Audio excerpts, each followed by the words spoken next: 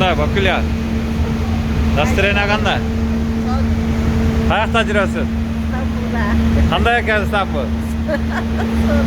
Nasır tasırga razısın o'shani aytib qo'y. Abdan razı. Maşallah. Naka? Bakülya ko'z kamada жүрөбүz. Qanday keremetna İstanbul'da. Maşallah. Tuğanlarım, barыңарга ушул жерде Кудай Таала насip кылсын. İnşallah barыңарды алып келгенге ниет кылабыз ушул жака. Maşallah, maşallah. Naka kemeler. Şeytalar. Kudayım buyursa barыңарды ушул жака алып келгенге ниет кылабыз inşallah. Qanday baxtылуулук, qanday ne'mat. Oho. Maşallah, maşallah. Gün bürkak bolsa da mına sirtqa chiqib o'tiramiz.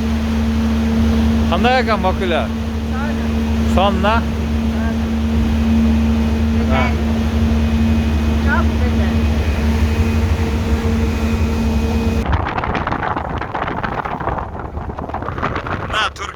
Türkiye, İstanbul. Ne kadar güzelsin İstanbul. Oho.